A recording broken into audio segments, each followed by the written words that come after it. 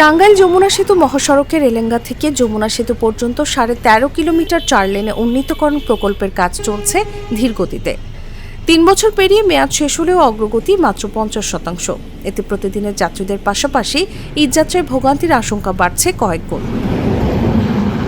দক্ষিণ এশীয় উপ আঞ্চলিক সহযোগিতা সাসেক 2 প্রকল্পের আওতায় 2021 সালের ডিসেম্বরে টেন্ডার পায় আব্দুল মোনায়েম লিমিটেড।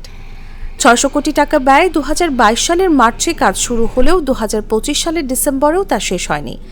বর্তমানে এলেঙ্গায় ফ্লাইওভার ও বিভিন্ন স্থানে আন্ডারপাস নির্মাণ চলমান, তবে সার্ভিস লেন সহ পুরো কাজ অসম্পূর্ণ। পরিবহন চালকদের অভিযোগ, ঈদ সামনে এলেই কাজের গতি বাড়ে, অন্য সময় দৃশ্যমান অগ্রগতি কম, ফলে যানজট ও ধুলাবালিতে দুর্ভোগ পোহাতে হয় যাত্রীদের। যানজট বেশি হয়, রাস্তার কাজ চলতেছে, এই জন্য যানজট বেশি হয়। ডবল লাইনের জায়গায় সিঙ্গেল লাইন করে আছে, এই জন্য এখানে যানজট হবে। প্রশাসন যদি সঠিকভাবে রাস্তা ক্লিয়ার দেয় তাহলে এখানে যানজট হওয়ার কোনো আশা নাই।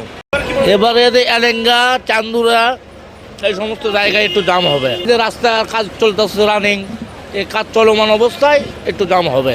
আমরা দাবি করছি প্রশাসনের কাছে রাস্তাঘাট যাতে ভালোভাবে তারা পরিচালনা করে, যাতে কোনো জাকজমট না হয়। প্রকল্প ব্যবস্থাপক রবিউল আওয়াল জানান, মেয়াদ 1 বছর বাড়ানোর প্রস্তাব দেওয়া হয়েছে এবং ঈদ যাত্রায় 2 পাশে 4 লেনে যান চলাচল উন্মুক্ত রাখার চেষ্টা থাকবে।